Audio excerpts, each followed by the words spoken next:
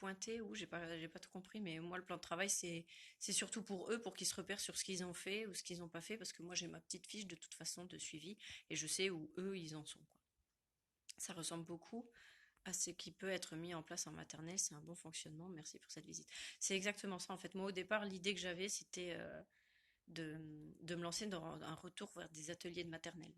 Quand on en a parlé avec les collègues tout au début, l'année dernière, de notre changement, j'ai dit, moi, j'aimerais retourner à un système de maternelle avec des ateliers. Et ensuite, c'est en cherchant sur Internet qu'on est tombé sur les livres de Debbie Diller et qu'on s'est renseigné du coup sur les centres de littératie, de mathématiques, et donc plus large, les centres d'autonomie. Et c'est pour ça que j'ai adopté ce fonctionnement-là, parce qu'il est proche de celui de la maternelle. C'est pas exactement comme en maternelle, mais il est très proche. Je dois corriger 12 cahiers en 10 minutes. Que la force soit avec toi, Thibaut. Tu as un cahier de leçons où ils prennent leurs mémos à la maison. Ils ont le mémo de maths de Pigby, parce que j'utilise la méthode Pigby. Et il y a le livre de lecture et il y a un cahier de leçons, mais ils le prennent que aux vacances à la maison, quoi. Voilà, parce que ça aussi, je donne pas de devoirs. C'est par choix, je ne leur donne pas du tout de devoirs. Mais ils n'ont pas un niveau plus faible qu'ailleurs, je pense. Donc les devoirs, j'en suis revenue depuis l'année dernière et je donne plus rien du tout. Ils ont leur livre dans le sac, leur cahier de son. Ils le lisent, c'est bien. Ils le lisent pas, c'est pas grave. Mais comme je suis dans une école où il y a un petit peu de tous les milieux, il y en a qui font les devoirs, il y en a qui ne les font pas. L'année dernière, je perdais beaucoup de temps à batailler sur t'as pas fait signer, t'as pas fait tes devoirs. Bon, c'est fini, je ne me prends plus la tête comme ça. J'essaie de faire un maximum en classe. Tu reprends à quelle heure ta classe? À 14 heures. J'ai encore 40 minutes. Et j'ai quand même des petits trucs à faire avant, donc du coup, je ne vous garderai pas jusqu'à 14 heures. Et puis en plus, le truc, c'est que eux, ils arrivent 10 minutes avant, donc après, ils vont venir toquer à la fenêtre. Ah, maîtresse, pourquoi t'as ton téléphone dans la main? Je les vois bien. Euh, tu reprends à quelle heure ta classe? Ils ne peuvent pas faire plusieurs fois un centre. Il faut d'abord qu'ils aient fait tous les centres. Mais après, ils peuvent refaire un autre. Si, si, ça, ils ont le choix. As-tu des séances collectives? Oui. Anglais, sciences, sport. Hein, j'ai pas pensé au sport. Et, euh, et voilà. Et art. Et tout le reste, quasiment, c'est en demi-classe. Là, je peux vous montrer. Vous voyez, mon emploi du temps, il est comme ça. Là, je fais maths avec un groupe. L'autre, il est au centre. Ensuite, on change.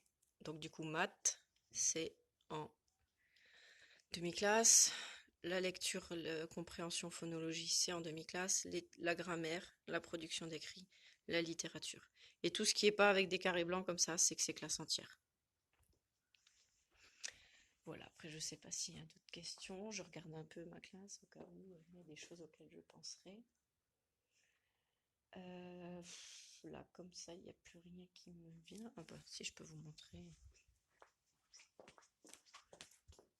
Donc, comme je disais, à chaque centre, il y a le matériel qui est rangé. Donc, ça, c'est pour la science. Il y a le microscope, il y a les trucs, il y a plein de matériel. Ça, c'est le meuble où il y aura les élevages. Donc, bientôt les escargots, avec à l'intérieur à l'intérieur du meuble, la nourriture et tout ça. Et puis, le meuble, il est sur roulette. Comme ça, s'ils veulent faire des observations, ils peuvent trimballer les escargots où ils veulent dans la classe et puis ils font leurs observations.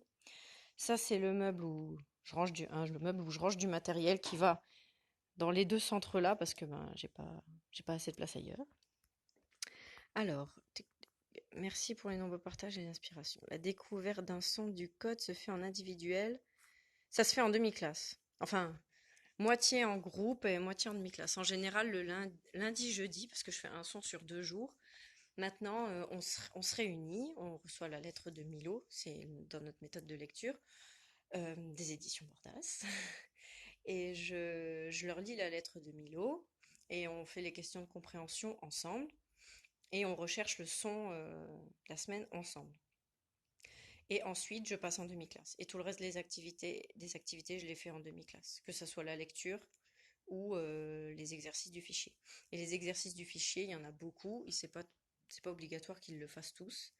Et enfin, les exercices, c'est selon l'enfant en fait. Des fois, je leur embarque. Toi, tu fais pas celui-là, toi, tu fais pas celui-là, parce que c'est pas là-dessus que je veux qu'ils se concentrent. Donc, j'adapte selon les gamins, quoi.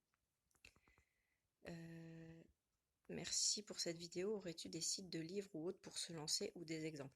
Les livres de Debbie Dealer, franchement, je ne peux pas conseiller mieux pour se lancer. euh, Parce que c'est top. Et nous aussi, le blog de Make-up et la maîtresse, parce que c'est grâce à son blog qu'on a eu ensuite l'idée de partir sur les centres et tout ça. Donc voilà, s'il y a deux personnes à retenir, c'est Debbie Dealer, Make-up et la maîtresse. Tu fais donc 2 fois la même séance en demi-classe. Oui, je radote.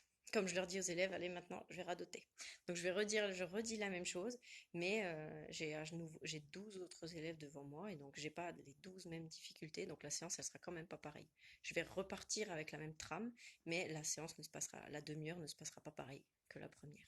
La deuxième ne se passera pas pareil que la première. Il y a trop de mots, j'y arrive plus. Nous, on n'est pas encore en vacances, alors du coup, j'ai la fatigue. Tu... En collectif, fais-tu la même chose avec les deux groupes? En collectif? Oui. Par collectif, tu parles des disciplines où j'ai toute la classe en même temps? Ou le collectif avant que je les split en groupe? En demi-groupe, pardon. Fais-tu la même chose avec les deux groupes? Ah, pardon, j'avais pas vu en dessous. Oui, oui, je fais la même chose. Enfin, je démarre avec la même chose et ensuite j'avise selon les élèves du groupe, quoi. Les questions qu'ils ont, etc. Un grand merci pour ta réponse. Ben, de rien, j'espère que ça a pu aider. Donc je disais, là j'ai le matériel pour les deux centres qui sont là. Donc c'est là où il y avait le centre de création. Donc tout est toujours stocké là. Parce que, pareil, même si en cours d'année je change le fonctionnement, c'est-à-dire il passe, euh, il passe au tiroir, etc., j'ai laissé le matériel rangé au même endroit. J'ai pas changé la façon de ranger le matériel parce que les élèves, ils avaient pris le pli au bout de 2 périodes que ici c'est tout ce qui est écriture, là c'est tout ce qui est maths, là c'est tout ce qui est lecture. Là, bon, c'est informatique. Là, c'est tout ce qui est art plastique, création, etc. Donc les élèves, eux, avaient pris l'habitude. Donc tout est toujours rangé à l'endroit là, même si c'est plus le centre de création et qu'ils peuvent venir faire de la découverte à cet endroit-là, quoi. Un problème qui se posait quand je travaillais en demi-classe, le deuxième groupe écoutait ma leçon et n'arrivait pas à se concentrer sur les centres. Oui, alors moi, c'est aussi quelque chose qui est arrivé, surtout l'année dernière. Euh, mais au final, cette année, j'ai pas eu trop le problème. Je pense aussi que ça dépend des gamins. Et là, cette année, non, ils font bien leur centre parce que ils ont très bien capté qu'à la fin de la semaine, s'ils n'avaient pas tout fait, ben c'était un peu tant pis pour eux, quoi. Donc, ils ont quand même envie de finir leur travail. Et cette année, franchement, j'ai pas eu trop de soucis là-dessus. Parce que ils savent, au final, je leur dis, ben, écoute, c'est arrivé avec une élève cette année, une seule. Et je voyais bien qu'elle écoutait ce que je disais et qu'elle faisait pas son travail au centre. Et je lui ai dit, bah écoute, tu peux écouter, ça me dérange pas. Sauf que le problème, c'est qu'après, toi, tu passeras quand même dans ce groupe-là. Et pendant ce temps-là, tu ne pourras pas faire tes centres. Donc, à toi de faire un choix. Et donc ça rejoint exactement l'enseignement explicite des comportements. C'est, ben, tu n'écoutes pas. Pourquoi tu n'écoutes pas? Parce que tu écoutes ce que moi je fais. Et enfin, tu ne travailles pas parce que tu écoutes ce que je fais. Donc du coup, c'est toi qui perds du temps, c'est pas moi. Donc à toi de réfléchir à qu'est-ce que tu pourrais faire pour améliorer le comportement. Donc ça, c'est aussi donc le long travail sur le comportement de la période 1. C'est toi qui crées tous les ateliers des centres. Attendez, j'ai raté des questions. En fait, il y en a eu trois. Pour les CP à 12, est-ce que tu conseillerais de diviser la classe en demi-groupes ou cela enlèverait du dynamisme? Franchement, je sais pas parce que déjà à 12, j'arrive même pas à imaginer voilà, comment ça peut se passer. Ça doit être génial, hein, ça c'est clair. Et moi, je pense au contraire que je diviserais quand même la classe en deux groupes parce que ça permettrait d'en avoir que 6. Et en CP, c'est génial parce que la masse de difficultés sur lesquelles on pourrait travailler une demi-heure à 6 pour faire lecture, mais ça serait le rêve. Donc moi, je pense que oui, ça sera peut-être un peu moins dynamique, mais ça sera bénéfique. Donc l'effet vaut le dynamisme. Voilà. C'est toi qui crées tous les ateliers. Alors certains, oui, et certains, je les trouve sur les blogs de super maîtresses qui font des ateliers au top, ou alors c'est du matériel que je récupère. Enfin, souvent, c'est des bricolages qui sortent de ma tête. C'est le bazar et j'essaie de bricoler des trucs et ça fonctionne. Puis tes pites peuvent témoigner hein, si jamais ils voient le, direct que dans ma tête c'est le bazar quoi, parce que je discute souvent avec eux et ils doivent se dire mon Dieu, mais comment elle fait? C'est un bavard sans nom dedans. Voilà. J'adore voir des classes organisées différemment, c'est trop cool. Tu as mis un gros budget dans le Flexible Sitting. C'est ce que je disais tout à l'heure en fait. Pour le Flexible Sitting, déjà, j'ai eu plein de questions là-dessus. Je vous renvoie sur le blog, il y a un PDF où j'explique en gros comment je suis passée au Flexible Sitting et les bons plans que j'ai trouvés. Et encore aujourd'hui, il faut scruter le bon coin. Faire des annonces, demander autour de vous, ah bah tiens, il y a toujours des gens qui déménagent ou des gens qui veulent changer de déco, qui vont se débarrasser de trucs qui sont complètement compatibles avec le flexible sitting et qu'on peut réutiliser en classe. Et moi, c'est comme ça que j'ai eu plein de matériel.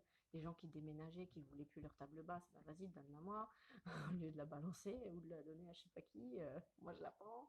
Pareil pour les tabourets Ikea, enfin, il y a vraiment plein de pistes, il ne faut pas hésiter à demander. Moi, je n'osais pas demander, j'avais peur que ça fasse un peu la rapia ou je sais pas quoi. Et au final, les gens ont dit, oh bah tiens, vas-y, prends, ça me débarrasse. Donc voilà, au final, tout le monde était content. Et ceux qui n'ont pas terminé leur centre en fin de semaine ont-ils un moment où ils doivent terminer ou tu laisses tomber? Ça dépend du Franchement, ça dépend du centre parce qu'il y en a certains où ils me disent oh, ma maîtresse, je peux finir à la maison. Si c'est dans le cahier d'écriture, par exemple. Je peux finir à la maison. Ils sont motivés, ils ont envie de faire un petit peu à la maison. Je sais que ça sera fait. Je leur dis bah, oui, prends ton cahier, termine à la maison, c'est pas un souci. Après, ils ont la possibilité De le laisser à la pince à linge. Là, vous voyez, par exemple, il y en a 3 la semaine dernière qui n'ont pas terminé leur centre d'art.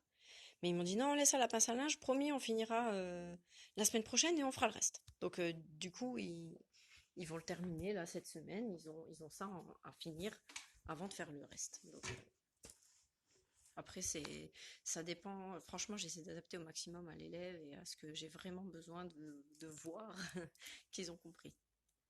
On t'entend moins bien. Ah mince, j'ai peut-être le doigt sur le micro. Vous voyez ça? C'est blond. Il y a tout qui s'explique. Euh, Peux-tu nous donner des exemples d'activités présentes dans les centres d'autonomie que tu proposes en début de CP? J'ai du mal à les imaginer en autonomie alors qu'ils ne savent pas encore lire. Eh ben, il y a plein de trucs que tu peux faire. Déjà, tu peux faire tout ce qui est fait en maternelle. Du graphisme, de, des collections. Il tire un nombre au sort et puis il doit faire une collection de nombres. J'avais le doigt sur le micro. Tu vois? Qu'est-ce que j'ai dit?